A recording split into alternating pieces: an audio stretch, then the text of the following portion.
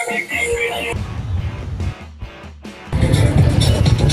Assalamualaikum. Welcome back to my channel Rolescape and welcome back to my brand new another video. So আজকে আমরা এসেছি royal এনফিল্ডের test ride review দিতে আগারগাঁও চিনমৈত্রী সম্মেলন কেন্দ্রে।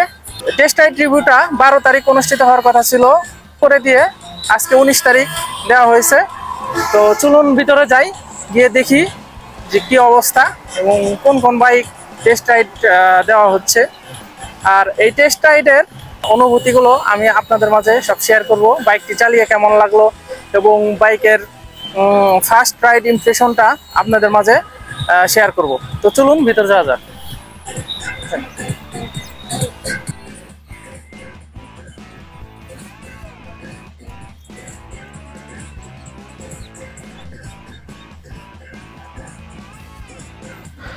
প্রথমেই পড়বে সুন্দর একটি এন্ট্রি গেট, আর গেটের উপর বড় করে লেখা রয়্যাল এনফিল্ড।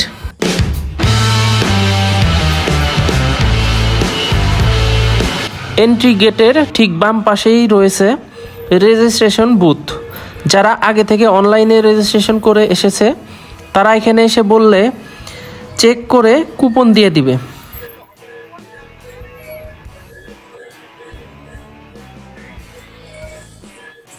কুপন নিয়ে আমরা ঢুকে পড়লাম ভিতরে টেস্ট রাইড দেওয়ার জন্য। অনেকেই টেস্ট রাইড দিচ্ছে এখানে, অনেকের টেস্ট রাইড শেষ, তো আমরা একটু লেট করে এসেছি, সমস্যা নেই। আমরা প্রথমেই বুলেট বাইকটার টেস্ট রাইড দেবো। এই যে বুলেট বাইকটা দেখতে পাচ্ছেন, বাইকের লুকসটা খুবই অসাধারণ লাগছে, বিশেষ করে মেরুন কালারের এই বাইকটা দেখতে আরও ভালো লাগছে। আমি যেটাতে বসে আছি এটা হচ্ছে রয়্যাল এনফিল্ডের বুলেট বাইক। এই বুলেট বাইকটারও আসলে অনেক ইতিহাস ঐতিহ্য আছে এবং এই বুলেট বাইকে এখানে দেখবেন ট্যাঙ্ক থেকে শুরু করে এবং A to Z কোথাও কোনো প্লাস্টিক আছে নাই, পুরোটাই মেটাল বিল্টের। আর এটার কুশনিংটা আমার কাছে খুবই ভালো লেগেছে এবং কুশনিং খুবই নরম এবং সফট এবং খুবই কমফোর্টেবল এগুলো, এবং এটা রাইডারের কমফোর্টেবলের কথা চিন্তা করেই বানানো হয়েছে। তো প্রথমে আমরা রয়্যাল এনফিল্ডের বুলেট 350 এই মডেলের বাইকটা টেস্ট রাইড দিব। তো আমাদের বাইকটা রেডি করতেছে রাইড দেওয়ার জন্য।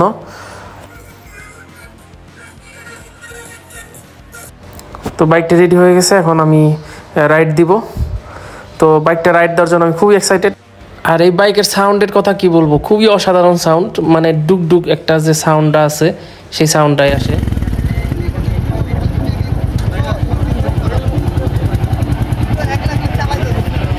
আর এই বাইকটাতে প্রথমে বসে আমার যে অনুভূতিটা হয়েছে, মনে হচ্ছে যে আমি কোনো সোফার উপর বসেছি। আর বাইকের ব্রেকিং কোয়ালিটি অসাধারণ অসাধারণ অসাধারণ ব্রেকিং কোয়ালিটি, কি বলবো, মানে বাইকটাতে বসে এত কমফোর্টেবল আর রাইডিং পজিশনটা এত কমফোর্টেবল, পাটা সামনের দিকে থাকে যার কারণে কোনো ধরনের স্ট্রেস ফিল হয় না। আর হচ্ছে সোফা কোম্পানির লোকজনের হয়তো মন খারাপ হতে পারে, কিন্তু কিছু করার নেই, আসলেই বাইকটা খুবই কমফোর্টেবল। আর বাইকটার যে এত ওজন, প্রায় 200 কেজির ওজনের কাছাকাছি, কিন্তু আপনার মনে হবে না যেন এত ওজনের একটা বাইক রাইড করতেছেন। মানে এটার ওয়েট টু ব্যালেন্স রেশিও খুবই অসাধারণ ভাই, খুবই অসাধারণ। তবে ভাই একটা জিনিস কি, আমি এই বুলেট বাইকটা থেকে মানে একটা জিনিস খুব মিস করতেছি, সেটা হচ্ছে গিয়ার পজিশন ইন্ডিকেটরটা। তবে এটা চালাতে আসলে অভ্যাস হয়ে যাবে।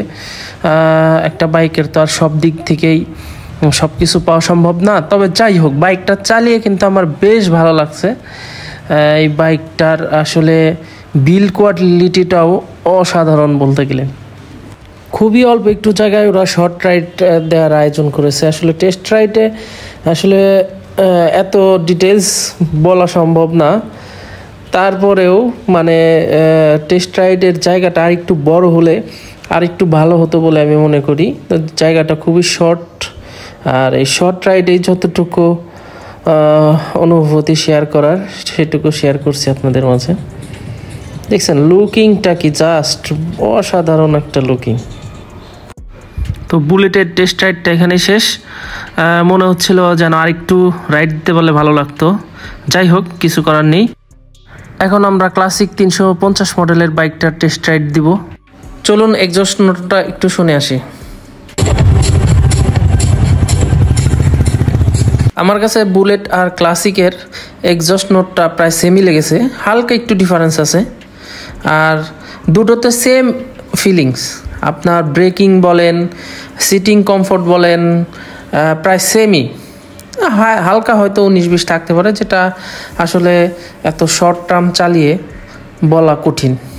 ক্লাসিকের ককপিট ভিউটা আমার কাছে বুলেটের ককপিট ভিউয়ের মতো প্রায় সেমই লেগেছে, জাস্ট হেডলাইটের ওইখানে একটু কাউল দেওয়া আছে।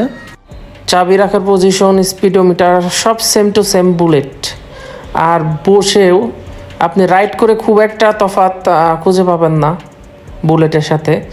এটা চালালে আর বুলেট চালালে প্রায় সেম ফিলই হবে, হয়তো হালকা কিছুটা 19-20 তফাৎ আছে, যেটা আমার কাছে কোনো ফিল হচ্ছে না এখন।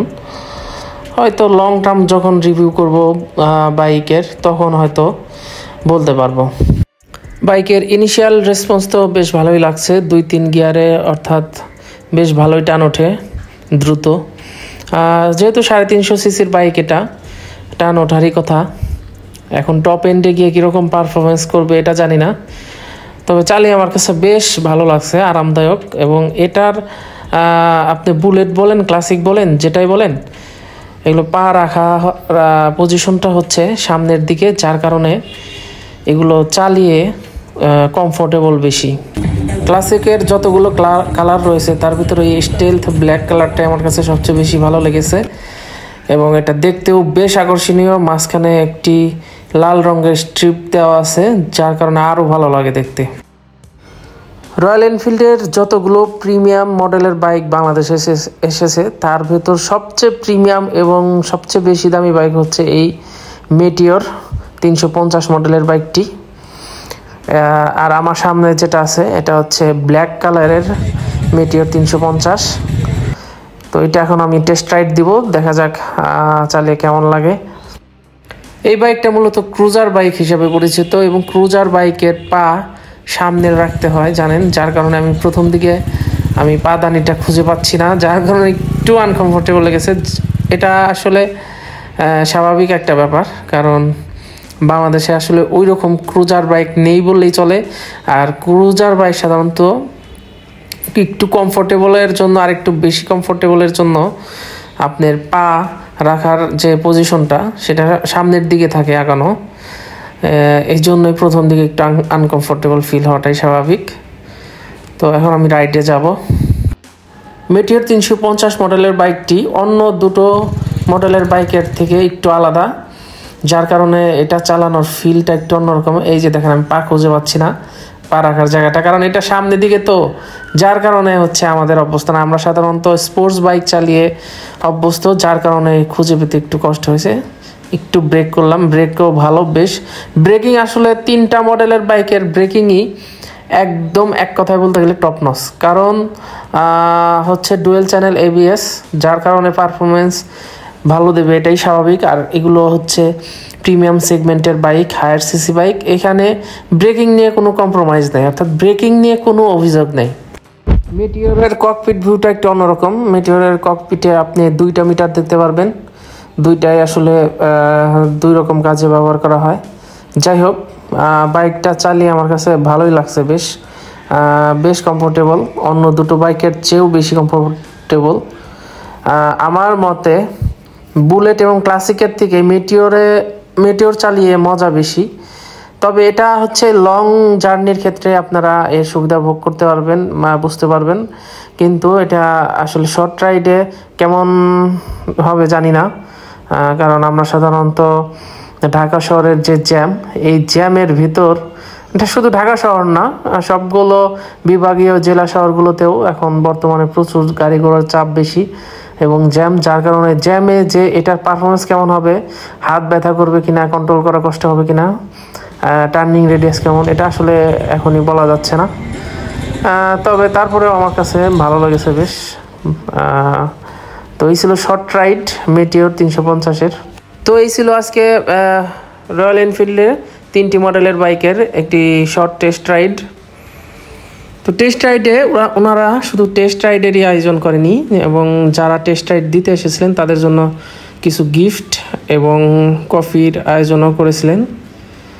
তো তো এই যে এখানে গিফট রাখা আছে, কুপনে জমা দিলে এখান থেকে আপনাকে একটা গিফটের প্যাকেট দিবে এবং এখান থেকে 1 কাপ কফি পাবেন। তো গিফট কি দিল ওরা দেখি একটু, 1 গ্লাস পানি, জুস, জুস না এটা এনার্জি ড্রিঙ্ক, যাই হোক, এবং একটি বিস্কিট। আর হ্যাঁ, টেস্ট রাইডে আপনারা অংশ নিতে চাইলে অবশ্যই আপনাদের ড্রাইভিং লাইসেন্স দিয়ে অনলাইনে ফর্ম ফিল আপ করে আপনারা চাইলে টেস্ট ড্রাইভ দিতে পারবেন পরবর্তীতে আবার যখন টেস্ট রাইডের আয়োজন করা হয়। তো আমাদের টেস্ট রাইড শেষ, এখন আমাদের যাবার পালা। তো টেস্ট রাইডে কেমন লাগলো? বেশ ভালোই লাগলো, ওনাদের আয়োজন খুবই সন্তোষজনক। আর এই ধরনের একটা উদ্যোগ নেওয়ার জন্য ইফাদ মোটরসকে বিশেষভাবে ধন্যবাদ জানাচ্ছি, কারণ এত দামি একটা বাইক কিনতে গেলে আসলে একটা টেস্ট রাইড দিতে পারলে সবচেয়ে সুবিধা হয়, কারণ টেস্ট রাইড দিলে বোঝা যায় যে বাইকটা আসলেও কমফোর্টেবল কিনা আমার জন্য। তো আমি 3টা বাইকের টেস্ট রাইড দিয়েছি, একটা হচ্ছে রয়্যাল এনফিল্ড বুলেট, আরেকটা হচ্ছে মিটিওর এবং আরেকটা ক্লাসিক। তো 3টা বাইক চালিয়ে আমার কাছে বেশ ভালো লেগেছে এবং কমফোর্টেবল লেগেছে। আর রয়্যাল এনফিল্ডের বাইকগুলো সাধারণত কমফোর্টের কথা চিন্তা করেই বানানো হয়। তো আপনারা যারা এই ধরনের টেস্ট রাইড দিতে চান, তো তারা রয়্যাল এনফিল্ডের অফিসিয়াল ওয়েবসাইটে গিয়ে টেস্ট রাইড বুকিং দিবেন। এই ছিল আজকের ভিডিও, তো দেখা হবে পরবর্তী কোনো ভিডিওতে। সে পর্যন্ত সবাই ভালো থাকবেন, সুস্থ থাকবেন এবং ভিডিওটা যদি ভালো লাগে অবশ্যই চ্যানেলটা সাবস্ক্রাইব করে দিবেন। ধন্যবাদ সবাইকে, আসসালামু আলাইকুম।